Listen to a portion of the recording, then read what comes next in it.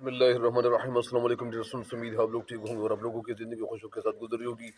तो मज़ीद बढ़ता हूँ मैं कुछ और सबक के हवाले से सबक की जानिब। मुझे उम्मीद है कि इंशाल्लाह पिछले वीडियोस की तरह ये वीडियोस भी इंशाल्लाह बड़ी ममदोमाविन होगी, बड़ी अच्छी होगी और फ्रूटफुल होगी। तो बढ़ता हूँ, लेकिन बढ़ने से पहले यहाँ पे एक वाक़या है। वाक़या किसके हवाले से है और बड़ा इंटरेस्टिंग वाक़या है। मुझे उम्मीद है कि इंशाल्लाह आप इस वाक़े से बहुत ज़्यादा फ़ायदा ज़रूर उठाएंगे। वाक़या कुछ यूँ है कि अमेरिका का मशहूर और हर दिल अजीज़ लीडर इब्राहिम लिंकन या अब्राहम लिंकन, जो अपने बेशतर मर्ग पर पड़ा था, तो उसके एक दोस्त ने उसकी तरफ इशारा करके कहा कि देखो, ये शख्स बनी आदम के दिलों पर बेहतरीन हुकूमत करने वाला है। इसकी हर दिल अजीज़ी का राज क्या था? हर दिल अजीज़ी यानी दिलों में जगह बनाने वाला, यानी वो लोग जो बहुत सारे यानी जो वाक़यात हैं उनके हवाले से बहुत सारी बातें लिखी हुई होती हैं, तो उनकी तरफ अगर हम तवज्जो देंगे तो ज़ाहिरी बात है कि हमें ऐसे वाक़यात हमें मिलते हैं। अगर हमारे लिए जो रोल मॉडल है, तो वो हमारे लिए रोल मॉडल जो ज़िंदगी है, जो हमारे लिए जो हमारे सामने जो नमूना है, वो नमूना हज़रत मोहम्मद वो नमूना हमारे प्यारे नबी हज़रत मोहम्मद मुस्तफ़ा हज़रत ख़ातिमुल अंबिया सल्लल्लाहु अलैहि वसल्लम का है। अगर उनकी ज़िंदगी अपने सामने हम रखें और उलमा से हम दरियाफ़्त करें, उनसे पूछें कि हमारे प्यारे नबी वसल्लम की जो ज़िंदगी थी, उनकी ज़िंदगी के हवाले से हमें वाक़यात बताएं कि वो जब शादी का मौका होता था वो क्या फरमाते थे, जब खुदकी हो जाती थी तो उस वक़्त हमारे प्यारे नबी वसल्लम क्या फरमाते थे। तो ये सारी ज़िंदगी, उनकी ज़िंदगी का कोई ऐसा गोशा, कोई ऐसा टुकड़ा वो हमें नहीं मिलेगा जो उनके ऊपर यानी उलमा के साथ या उनके ज़हनों में, उलमा के ज़हनों में वो वाक़यात मौजूद ना हो। लिहाजा हमारे सामने जो हमारा रोल मॉडल है, वो हमारे प्यारे नबी सल्लम की मुबारक ज़िंदगी है। यहाँ पे आपको मैं बताना ये चाहता हूँ कि यहाँ पे इब्राहिम लिंकन का ये यहाँ पे वाक़या मशहूर है, और ये इब्राहिम लिंकन जो थे वो यहाँ पे वो सदर रह चुके थे। देखो, ये शख्स अपनी आदम के दिलों पर बेहतरीन हुकूमत करने वाला है। उसके हर दिल अजीज़ी का राज क्या था? दिल अजीज़ी लोगों में यानी शोहरत मिलने का उनके अंदर ऐसा कौन सा राज था? वो राज आपको यहाँ पे बताते हैं। जवानी में वो न सिर्फ नुक्ताचीनी करता था, बल्कि लोगों के खिलाफ तज़हीका मेज़ खतूत और नज़्में लिखकर तकसीम कराता था। तज़हीका मेज़ यानी नफ़रत अंगेज़ वो खतूत, यानी जब वो जवानी उनकी थी, जवानी के वक्त में वो क्या करते थे, लोगों पे नुक्ताचीनी करते थे। और नुक्ताचीनी करना ये इंसान के लिए यानी ज़हर कातिल है। इंसान के लिए ये असल में इसमें बहुत सारी खामी इंसान के अंदर वो निकल आती हैं। मिसाल के तौर पर, अगर आप किसी और पे नुक्ताचीनी करने की कोशिश करते हैं, तो सबसे पहले वो शख्स आपकी तरफ तवज्जो देता है। वो सोचता है, कहते हैं कि यार ये मेरे ऊपर नुक्ताचीनी कर रहा है, मेरे ऊपर ये तनकीद कर रहा है, तो ये तनकीद क्यों कर रहा है? ये सारी बातें ये हमें यहाँ पे मिलनी चाहिए और हमें मिलती है। फिर आगे क्या हुआ, यानी वो ऐसे खतूत लिखते थे, फिर तज़हीका मेज़ खतूत और नज़में लिखकर तकसीम कराता था।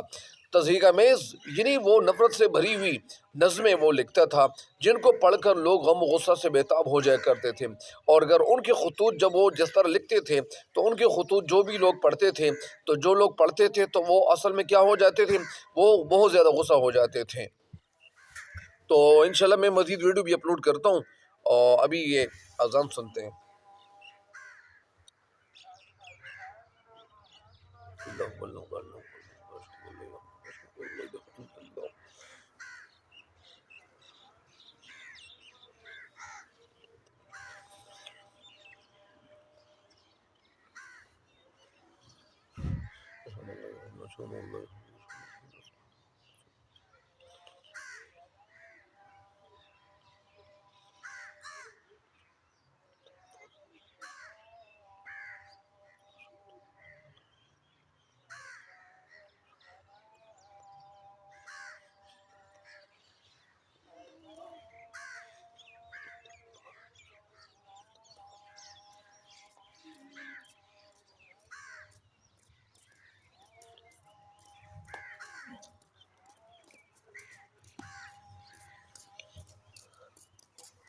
तो वो जो खतूत थे, यहाँ से ये उनके हवाले से बताया जाता है कि वो खतूत क्या होते थे। ज़ाहिरी बात है कि अगर आप किसी के ऊपर तनकीद करेंगे تو وہ جب آپ جو بھی خط لکھیں گے تو اس خط کا جب آپ تنقید کرنے والے ہوں گے، آپ کسی کے اوپر تنقید کریں گے، تو وہ خط جب آپ کسی کو سینڈ کریں گے تو ظاہری بات ہے کہ وہ آگ بگولا ہو سکتا ہے، مطلب یعنی وہ زیادہ غصہ ہو جاتا ہے، یعنی ان کو غصہ چڑھ سکتا ہے۔ وجہ کیا ہوگی؟ کیونکہ آپ ان کے خلاف باتیں کر چکے ہوں گے، باتیں لکھ چکے ہوں گے، لہٰذا اس خطوں سے یعنی وہ کیا کرتے تھے، وہ لوگوں کو جلاتے تھے۔ جب وہ وکالت کرنے لگا تب بھی بذریعہ خطوط اپنے دشمنوں پر اعلانیہ حملہ کیا کرتا تھا، یعنی جب وہ پھر وکالت کرنے لگا، لائر بن گیا، تو اس وقت بذریعہ خطوط یعنی خطوط کے ذریعے سے دشمنوں پہ اعلانیہ مطلب نہیں ہے یہ لفظ کیا ہے، یہ اعلانیہ نہیں ہے، یہ لفظ اصل میں حقیقی لفظ جو ہے وہ علانیہ ہے۔ تو علانیہ مطلب یعنی کھل کر وہ حملہ کرتے تھے۔ ایک مرتبہ اس نے آئرلینڈ کے ایک سیاستدان کے متعلق یعنی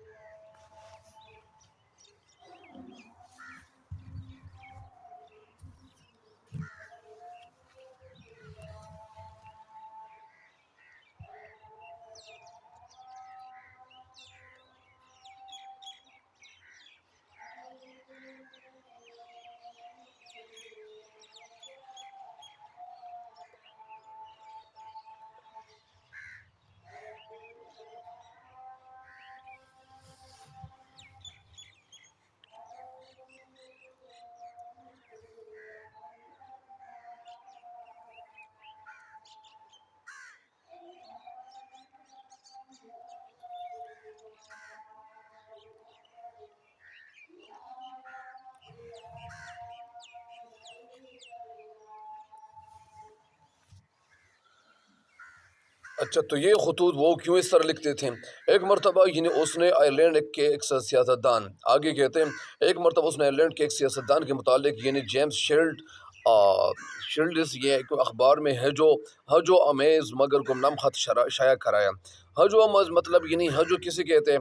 یعنی وہ نظم یا وہ اشعار جس میں آپ کسی کی برائی بیان کریں اس کو ہجو کہتے ہیں۔ ہجو امیز یعنی یہاں پہ تو نظم کی بات نہیں ہو رہی، یہاں پہ ایک خط کے حوالے سے کہیں جا رہی ہیں، یہ بات ہو رہی ہے مگر گمنام خط شائع کرایا۔ گمنام مطلب یعنی بے نام، ان کا کوئی نام نہیں تھا، نام نہیں لکھا تھا۔ اس شخص کو یہ خط پڑھ کر بہت غصہ آیا، اور جب اس کو یہ خط سنایا گیا، ان کو پڑھ کر سنایا گیا یا ان کو پتہ چلا، تو اس اخبار کو جب اس نے پڑھ لانا تو بہت غصہ ہو گئے۔ جب اس نے معلوم کر لیا، معلوم مطلب یعنی علم ہو گیا، وہ جب معلوم کر لیا کہ یہ کس کا فعل ہے، یہ کس کا فعل ہے، کس کا کام ہے، فعل مطلب یعنی کام، یہ کام کس نے کیا ہوا ہے، تو فوراً ہی گھوڑے پر سوار ہو کر لنکن سے لڑنے کے لیے نکلا۔ فوراً یعنی فوری طور پہ، وہ ایبریکٹلی سڈنلی وہ کیا ہوئے، یعنی گھوڑے پہ سوار ہو کر لنکن سے لڑنے کے لیے نکلا۔ لڑائی کی تیاری دونوں طرف سے ہونے لگی، لیکن ایک موقع پر لوگوں سے بچ بچاؤ کر کے معاملہ رفع دفع کرایا۔ بیچ بچاؤ مطلب یعنی بیچ میں آ گئے، اور بیچ میں آ کے ان لوگوں نے یہ معاملہ رفع دفع کر دیا، یعنی معاملہ صاف کر لیا۔ پھر کیا ہوا؟ اس واقعے سے اس کو ایسا سبق ملا کہ پھر زندگی بھر نہ تو کسی کو تصحیح کا محض خط لکھا، نہ کسی کی نکتہ چینی کی۔ پھر جب ان کو یہ پتہ چلا کہ یار یہ تو میں اسی وجہ سے میں برا کر رہا ہوں، اگر یہ کام میں نہ کرتے، برا کام میں نہ کرتا، یہ تصحیح کا محض مطلب یعنی یہ نفرت سے بھرا ہوا خط میں اگر نہ لکھتا، تو پھر میرے اوپر کوئی یعنی کسی کا سوال نہیں پیدا ہوتا تھا کہ وہ میرے اوپر نکتہ چینی کرتے یا میرے ساتھ لڑنے یا لڑائی کے لیے تیار ہو جاتے۔ تو یہ بات انہوں نے یعنی اپنے آپ پہ یعنی لازم لاگو کر دی کہ آئندہ میں ایسے کام نہیں کروں گا، لہٰذا اگر میں ایسے کام کروں گا تو اس کا صلہ بھی مجھے بہت زیادہ یعنی برا ملنے والا ہوگا۔ لہٰذا امریکہ کی خانہ جنگی کے زمانے میں اس کے مقرر کردہ جنرلوں سے فاش غلطیاں سرزد ہوئی یا فاش غلطیاں ہوئیں۔ فاش مطلب یعنی وہ غلطیاں جو بہت زیادہ سنگین ہوں، فاش غلطیاں ہوئیں جن کے باعث وہاں کے عوام نے اس پر غصہ کا اظہار کیا، لیکن لنکن خاموشی سے سنتا اور دیکھتا رہا۔ ظاہری بات ہے کہ اس وقت یعنی حالات ایسے تھے، اسی وجہ سے اس کا غصہ جو تھا، یعنی لوگ ظاہری بات ہے کہ وہ غصہ تو ہو گئے تھے، لیکن لنکن نے خاموشی سے لنکن خاموشی سے سنتا اور دیکھتا رہا۔ اس کا مشہور مقولہ تھا، مقول مطلب قول، تم کوئی فتویٰ نہ دو تاکہ دوسرے تمہارے متعلق بڑے فتوے صادر نہ کریں۔ اس کا مطلب یہ نکلتا ہے کہ اگر آپ کسی کے اوپر تنقید کریں گے، اگر آپ ایک بات کہیں گے تو دوسرے انسان وہ دو باتیں بھی آپ کے سامنے آپ کے خلاف وہ کہہ سکتے ہیں۔ لہٰذا اگر آپ کسی کے پیچھے ایک بات بیان کریں گے تو وہ دو بات بیان کر سکتے ہیں۔ جیسا لوگ کہتے ہیں کہ جیسا کرو گے ویسا بھرو گے، وہ دوسروں کو نکتیجینی کرنے سے یہ کہہ کر روک دیتا تھا۔ لنگر کیا کرتے تھے؟ وہ یہ کرتے تھے کہ دوسرے لوگ اگر وہ نکتہ کرتے تھے کسی کے اوپر یا کسی کے پیچھے وہ کوئی بات وغیرہ کہہ دیتے تھے، کس لیتے تھے، تو وہ ان کو روکنے کی کوشش کرتے تھے کہ اگر ہم بھی ان کی جگہ پر ہوتے تو ایسے ہی کرتے۔ پھر وہ لوگوں کو سمجھاتے اگر میں بھی یا اگر ہم بھی ان کی طرح ہوتے تو ہم بھی ایسے ہی کرتے، باوجود اس کے کہ ایک مرتبہ اس نے تو نکتہ چینی کر ہی ڈالی۔ اس کا مطلب یہ نکلتے ہیں یہاں پہ کہ زیادہ تر ایسا ہی ہوتا ہے۔ مثال کے طور پر اگر آپ نے کسی کو یا اگر آپ کو کسی نے گالی دی یا اگر آپ کو کسی نے سخت باتیں سنائیں تو وہ آپ ایسا کریں، یہ ایک مشورہ ہے آپ کے لیے۔